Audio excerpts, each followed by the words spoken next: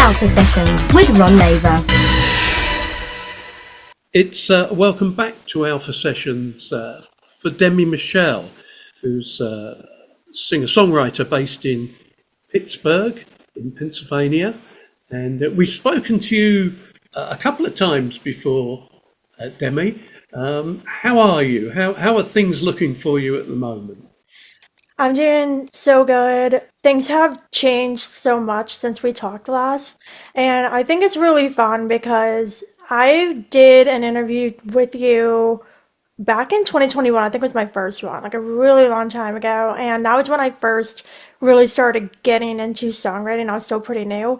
And so it's really cool, especially to like look back at these interviews and see like how far I've come since our first one. And so much has changed and I'm really thankful for everything and I'm definitely in a great place right now. 2022 was the other time I saw you and we spoke.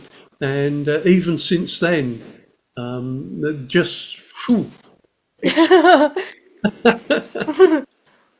um, uh, we're here to talk about, but not exclusively. You've got a new album out called "Hear Me Out," and we're going to hear some songs from the album as well. I just are wondering because I've listened to the album. Is it sort of like a self portrait? Are you saying something about yourself in it? It seems very confident. Yeah, no, confident is a perfect descriptor. I think this album has really captured my evolution, mostly as a person.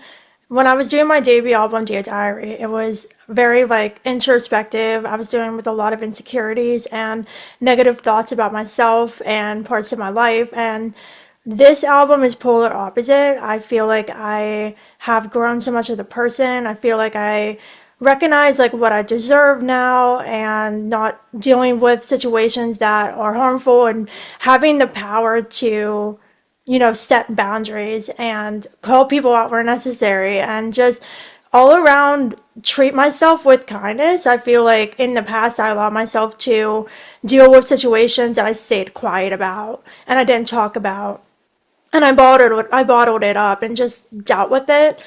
But I feel like I'm at a point now, like as a person, where I'm confident in myself and who I want to be, where I'm finally able to just be super unapologetically honest and just say what I want to say.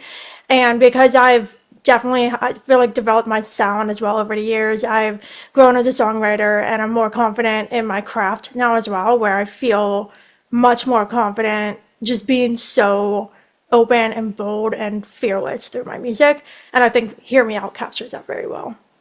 I think so too. I mean, it really struck me, and we'll hear some tracks from the album. But also, you're not just a singer-songwriter. You're obviously a musician as well, which tends to go hand in hand. But you have your own podcast, and it's entitled "Right on Track" and described as a songwriting podcast. And you interview all sorts of people in the business on that. How did that come about? So I got the idea for that during the pandemic, actually, and I started it in May of 2021. And at that time, when I was just kind of getting into doing interviews myself and searching around for platforms to interview me and give me a spotlight and such, I discovered that there were some that were very specific for guests they wanted, like just country, or you had to be a certain level of established before they would interview you, or they just wanted female artists. So there were certain like boxes I felt like I wasn't able to check or that I couldn't check at the time.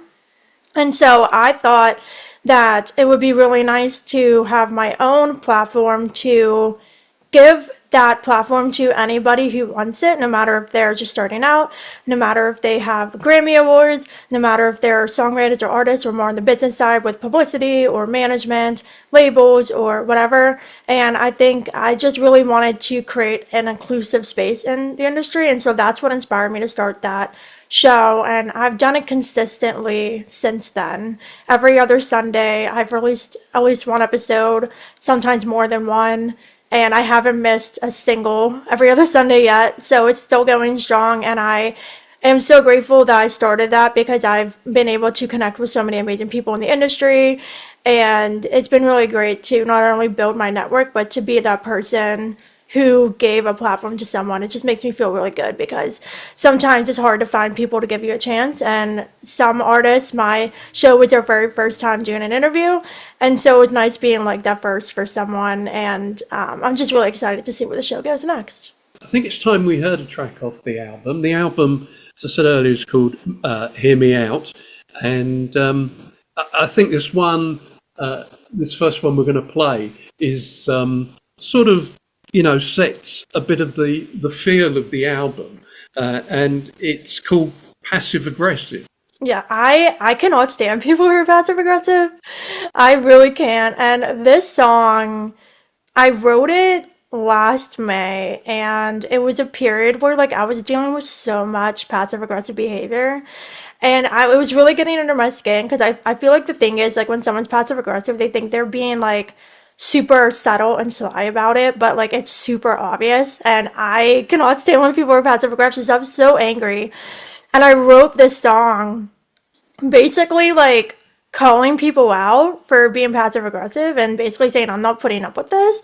And I wrote it very quickly and it instantly became like one of my favorite songs I've ever written. Soon after I recorded it, and it was very fun because I typically wait more time between when I write a song and when I record a song, but I happen to have a session coming up, and I remember texting my guitarist like, I have a session, like I need you to play a guitar for this like now because I want to record this one. And I feel like I'm really happy I did that because I was still very frustrated about the situation. That in the studio recording you can definitely hear frustration in my voice. That's really authentic. I wasn't putting a show on the air like that. It's very like genuine.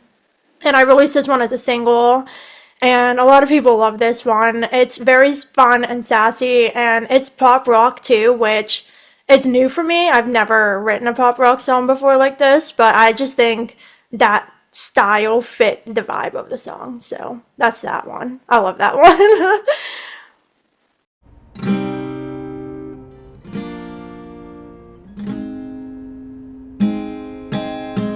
Habits you're keeping score every time I do something that you don't like.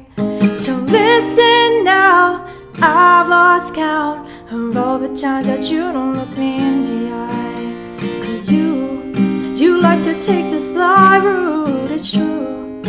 Never hit me head on, but ooh, it's gonna catch up to you right now. I'm calling you out. You got so much to say, but never to my face, yeah. Throwing lots of shade, that's your toxic trait, yeah. And there's a name for indirectly killing my vibe. Oh, don't you go and look it up. It's passive aggressive.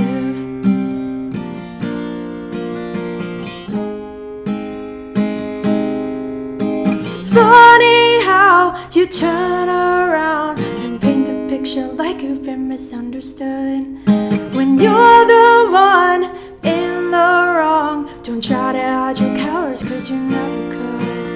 And you got a twisted point of view, it's true, but your hints are spot on. Cause I know I'm getting deeper under your skin now. I figured you out. You got so much to say, but never to my face, yeah. Throwing lots of shade, that's your toxic trait, yeah. And there's a name for indirectly killing my vibe. Oh, don't you go and look it up. It's passive aggressive. Hope you got the message. By now, I'm numb to your backhand compliments. But right now, I bet you're out telling all your friends your version of the truth at a party for avoidance and you. Cause you've got so much to say, but never to my face. Yeah, throwing lots of shade, that's your toxic trait. Yeah, and there's a name for it, indirectly killing my vibe. Oh, don't you go and look it up, it's passive aggressive. Hope you got the message, you're passive aggressive. The Alpha Sessions. That track was Passive Aggressive from Demi Michelle, and off her album Hear Me Out. You were saying earlier that when we talked right at the beginning, you were saying about that you had a lot of, I guess, bad experiences. Was that sort of when you were younger or in the business? I think throughout my whole life, basically, I think, especially like middle school and high school, I dealt with bullying and things like that. And I think because of certain things that I went through in school, I feel like it affected me in a way like I didn't really recognize at the time. Because like now, like certain things will like trigger certain memories out of the blue and things like that. And I think it's one of those things where like when you're younger, even if you get over it in the moment, it kind of lingers and it can come back around and sneak up on you in the future. And that's kind of what was happening to me. And I was very like quiet and shy in school for like various reasons. And so whenever like recently, like over the last couple years, especially when I was writing this album and my EP It Is What It Is as well, which was kind of like a transition period for me, going from being so quiet and being so introspective to finally starting to break out and open up a little bit. I was recognizing like I kind of adapted myself to bottle things up and just take things because that's how I was. And when I was dealing with certain things, I kind of just thought this is the easy way. Like I'm just gonna not talk about it and I'm just gonna get over myself, and you know what I mean? So I feel like I had this big realization moment where I was being affected in a way like I didn't like it, and I was a person I didn't really want to be, and so I made it a point to really change and start valuing myself. Because before, like, I struggled with that a lot. And so it took me a really long time. It's definitely not an easy thing to go from doubting yourself and having, like, some toxic thoughts to really, like, feeling confident in myself and happy with the person I am and accepting of the person I am. And once I finally got to that point after a very long time, it's like a freeing thing. And I think this album was a freeing experience for me because 2 years ago even I wouldn't have released a song like Passive Aggressive or like Make Time or some of the other ones that are very just like bold and direct, and now I feel like I'm in a place where I can do that and it's very freeing. And has that helped you in the business? I mean, because it's a business that's sort of not known for its compassion and people want things done and they want them their way, and I know as a singer songwriter you probably have to sometimes say no, this is what I want. And Yeah. No, I definitely think it has helped in the music business. I think since I know myself now, like my confidence in myself and what I want as a songwriter and who I am as a songwriter, I think I'm much more better now at knowing, like, I don't know, like just in certain business relationships, like I have a period of time where I was in a professional like business relationship, and this is kind of something that inspired my whole EP It Is What It Is. And it was like a business relationship, and it kind of was like crossing personal boundaries in a way, and I was getting like really uncomfortable, and I felt like I was dealing with some like manipulation and like things like that. And that's when I really started to stop and reflect, like, no, like I shouldn't be subjecting myself to this. Like I need to make changes and stand up for myself and set boundaries and stuff like that. And so there definitely have been experiences that I've dealt with in the business where, like, since I've gone over those and like have experienced this evolution, I'm much more, I guess, like vigilant as well, like recognizing like who I'm getting involved with, and um like just recognizing like who I am as a songwriter and making sure that everything I'm doing is authentically myself and I'm not changing in any way for someone else's benefit and things like that. That's interesting, and again, I feel it does come over in the tracks on the album, and I guess one other area that it must have helped you in from business is another string you have to your bow, which is you are a published author, Yeah. and as far as I understand, your books are sort of aimed at young adults. Yeah, so currently right now I am being published in a handful of anthologies, which are basically like collections. And my book that I wrote myself, I have a couple manuscripts. I have four finished manuscripts. And I signed with my literary agent, Michelle Jackson, last November.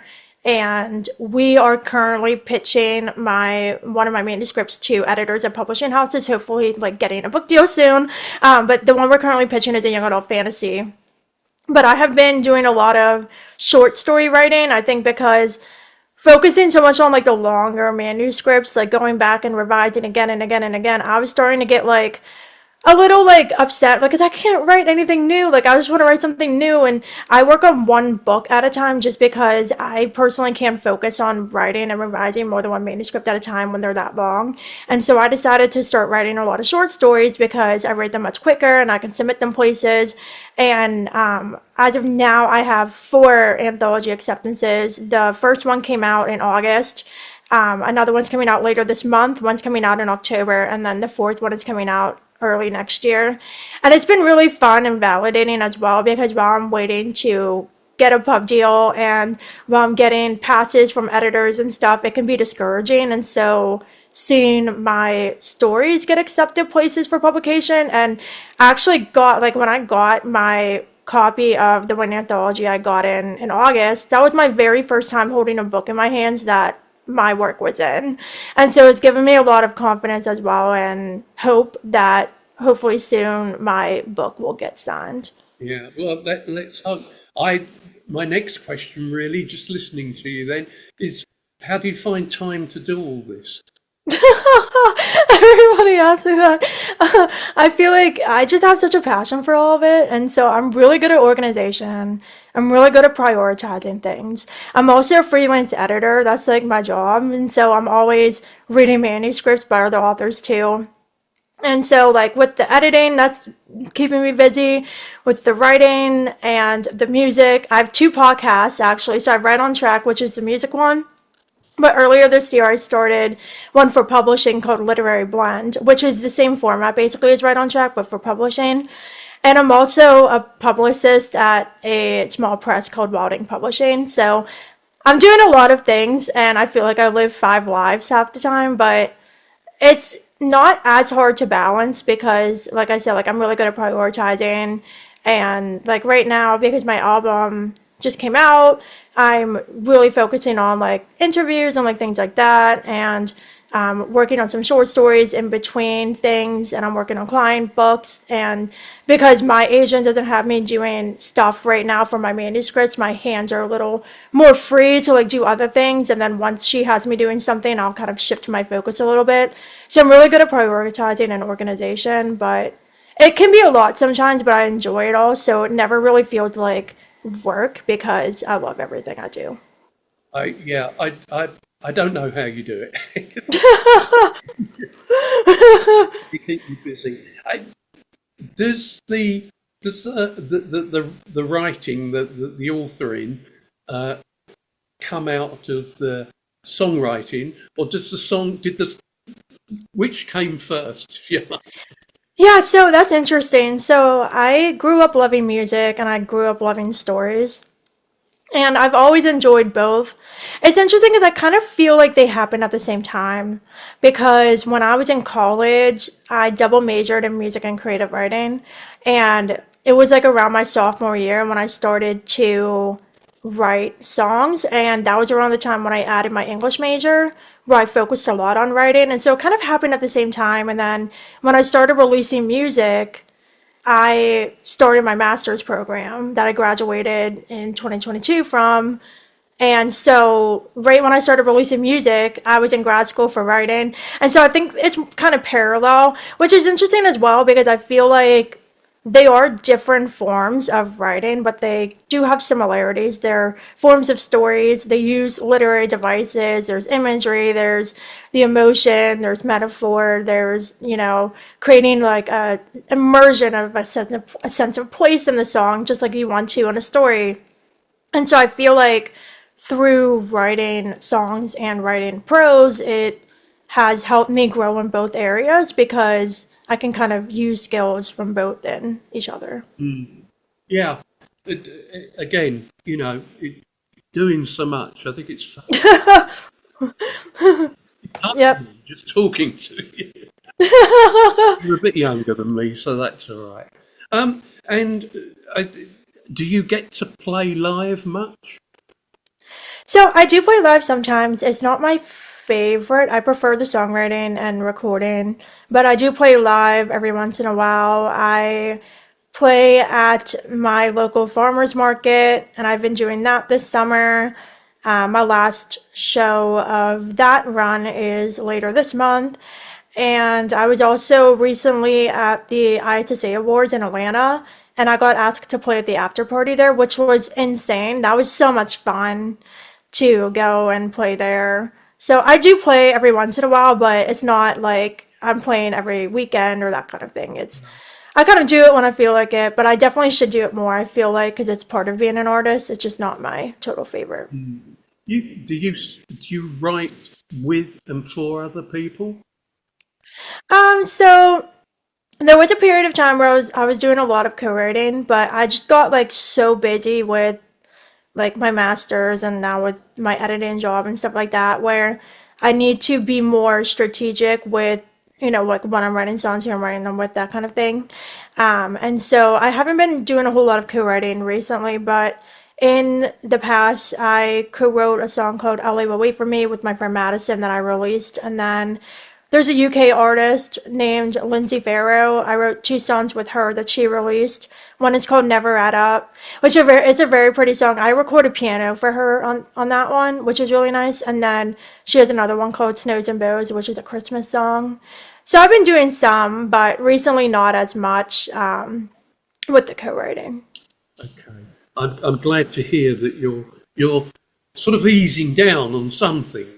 Yeah, I had to, and that's the thing. It's like there's certain things that I love to do, but it's like looking at my goals and where I need to put my time because I if I add one more thing, I think I might erupt. But I just like feel like I started to be more strategic like with my time, and I started to be more mindful of like what do I have to be doing and what should I be doing and focusing mostly on those things. Okay, let's have some more music now, and a track called "Quiet." I love this one. You probably love them all, don't you? Yeah. I'd be worried if you said to me, "I don't really like that one." But tell me about "Quiet." So this is a really special one. So this is the first song I wrote for the album. And this is where I got the title, because in the chorus I say, I don't have to use my voice for you to hear me out. And that's where I got the whole title and concept for the album. And how this one came about was in 2022, I was being mentored by a wonderful songwriter who unfortunately passed away around Christmas in 2022. So we didn't have much time together, but during one of our sessions, he like told me, he's like, I just want you to write a song that is as you as you can make it. And so I was like, okay. So I was thinking about like how I've always been like quiet and keep things to myself, but there's not always a weakness in that, right? Like it's being quiet isn't a weakness. There's power in silence. And so I wanted to play around with that concept. And so I wrote Quiet very quickly. In the same day I wrote it, I produced a demo for it. And then I met with my mentor, and like one of the first things he said to me was like, "Who produced this?" I said, "I did." And he's like, "I had no idea that you could produce as well." He's like, "This is like so different." He's like, "I've never heard anything like this. It's like super you. It's like very authentically you." And he told me, he's like, "Whenever you record this song, like show the demo to your producer and try to replicate like what you did as closely as possible in the studio, because it's amazing." So that's what I did. And so I really love this song, and I think it has a really strong message in how, like I said, like there's power in silence. Sometimes not saying anything is stronger than saying something. And the production of this song is like very fun too. It's perfect time of year, because when I hear like this song, I think of like Halloween and like spooky. It can be in like a horror movie, just like the piano and like the way I recorded the vocals. We also had like a synth pad kind of thing that sounds like ghosts going in the background. So the studio recording is very fun, and this is definitely a favorite on the album, even though they all are.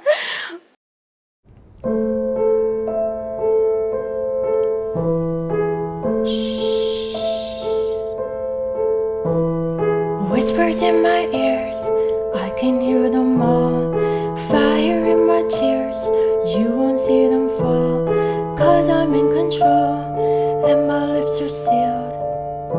Now they're sealed.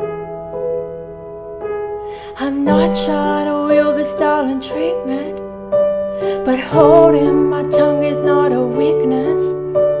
So if you're out here thinking any different, you've got the wrong impression. I'm loudest when I'm quiet. I don't have to use my voice for you to hear me out. There's power in my silence. I can send a message without making a sound. I'm quiet. Tiptoe all you like, I got the upper hand. Once you cross a line, I won't try it again. 'Cause I bet that you've heard actions speak louder than words. I'm loudest when I'm quiet. I don't have to use my voice for you to hear me out. There's power in my silence. I can send a message without making a sound.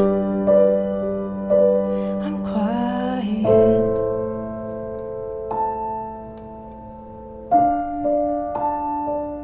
Can't you see I've had enough? Thought I've made it crystal clear. You don't even have to open your ears. I'm loudest when I'm quiet. I don't have to use my voice for you to hear me out. There's power in my silence. I can send a message without making a sound. I'm quiet. The Alpha Sessions. Do you think you might take up producing? No, I don't think so. I like to produce like on my own when I'm doing demos before I go to the studio, just to kind of get a feel for like what I would want. And I give my producer reference tracks as well, and with that and pretty basic demos that I do myself, it helps give him a clear vision of like what I want. And so like I've definitely developed my production skills over the years. My producer taught me a lot, and just from like trying things on my own, I've learned a lot. But I could never be like a music engineer and do all the things. I still don't know how compression and EQ work, even though I pretend I do. And it's a lot to like do all that. Yeah. and tune vocals and stuff, but getting into like the production and like figuring out like what instruments to use and like the transitions, like I really enjoy that. And so I'm definitely not at a place where I'm confident in doing that myself, but I've definitely grown a lot to where when I'm in the studio now, like I'm very hands-on and I'm basically co-producing my stuff because I have a clear vision. My producer gets everything set up on the computer, I play what I want to play, and then we kind of talk through and like add instruments and make tweaks and stuff. So I'm not going to be a producer, so let's check that one off the list for sure. Okay, well, another one then that I can't ever see you getting time to do is, are we going to see you in the UK? I want to so bad. I will eventually. I really need to go over there. Let's hear your last piece of music now. This one is called Make Time. And can you tell me a little bit about that one? Yeah, this one was super fun to write, and it was inspired by situations where I felt like I was making time for people who weren't making time for me. And the song is really sassy because, I'm basically saying stuff like I know you're saying you're busy, but like I'm busy too. And there's only 24 hours in a day and 7 days in a week. And like we all have the same amount of time. And if you really cared about me, like you would find time, you would make the space, like I'm making space and making time for you. And so it's one of those things where I was doing a lot of reflecting again on like the relationships I was in and, just like the friendships and like people in my life, reflecting on like I'm making this person a priority, but the way that they're treating me, it's like I'm just their last resort and they never reach out to me first and it hurts sometimes. So I was doing a lot of reflecting on like setting those boundaries again and kind of separating myself from situations that weren't healthy and just making the point that if you really care about someone, you'll make time for them. Yeah, and again, that sort of comes over in the song, and it's yeah. I must say I really enjoyed listening to this album, Thank you. and and then as I said at the beginning, I think it shows your maturity and Yeah. the passage you've been on, if you like, Yeah. Oh, yeah. on your sort of career. And it's really funny because, like, Dear Diary is like sad love songs. And then in this one, it's like, I'm calling you out, I'm calling you out, I'm calling you. So it's like totally different. I would always say, like, this album is my version of Taylor's Reputation. It's just very, like, on that album, she has no chill at all.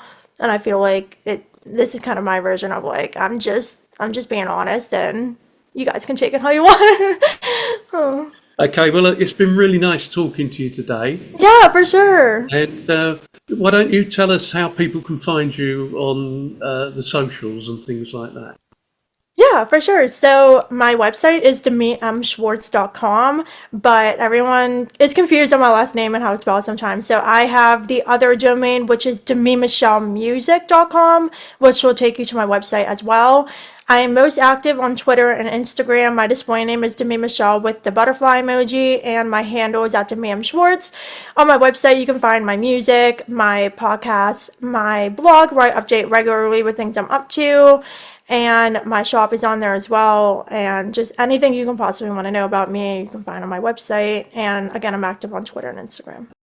Okay, Demi. Well, I have to say now, having listened to you today, that thank you for giving your time. You've obviously Oh, yeah, oh my God, of course. No, I love chatting with you. I'm so happy that I was able to come back again. yeah, absolutely. But if you do make it over here to the UK, you come and see us at Alpha Sessions. Yes, oh my goodness, yeah, I have to go over there. It's gonna happen, and when it does, it's gonna be a party. I know so many people over there that I just like want to go and meet everyone in person, and it's the thing too as well where like back in 2021, everyone in the UK supported me before the States did. Like first interviews, first airplay, first charting, first blog feature, like everything. And so like I have not forgotten that you guys have always supported me and that's always been important to me. So definitely have to get over there. Yep, and it would be great to see you. Thank you very much for today. Of course, thank you. I'll have a look for the Yay. when we come up. I'll go straight on the emails and have a double check. Might have gone in junk, Even people I regularly speak to occasionally turn up in my junk folder. Yeah, so I shared it through Google Drive and it came from my other email, and so it could have went in spam because you probably have my other email. And Yeah, absolutely. Okay, well, whatever. If I find them or not, I'll just drop you a quick line. okay, yeah. And thank you so much again for having me. This was so fun, and whenever it's out, I'll be sure to share it everywhere. Okay. Take care. You too.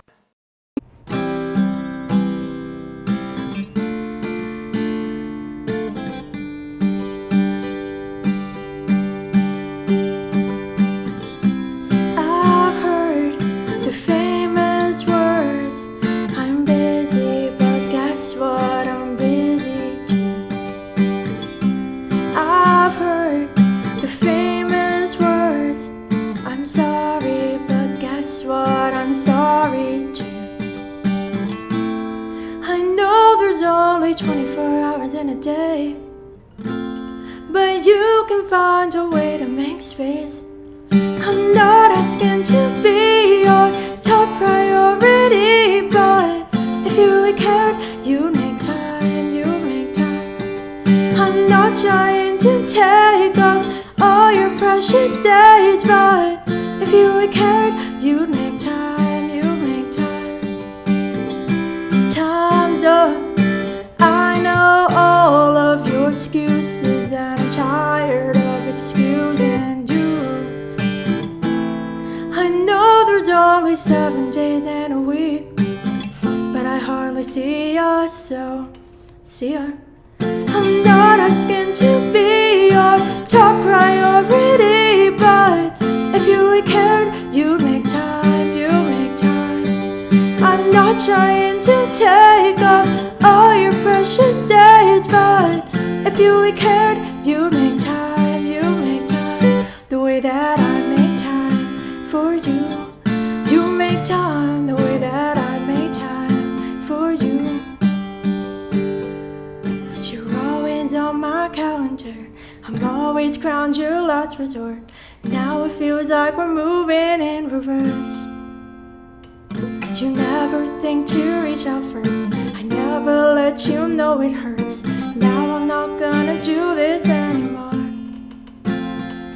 I'm not asking to be your top priority, but if you really cared, you'd make time, you'd make time. I'm not trying to take up all your precious days, but if you really cared, you'd make time, you'd make time. The way that I make time for you, you make time. The way that I make time for you, you make time. The way that I make time for you, you make time. The way that I make time for you, but you never make time.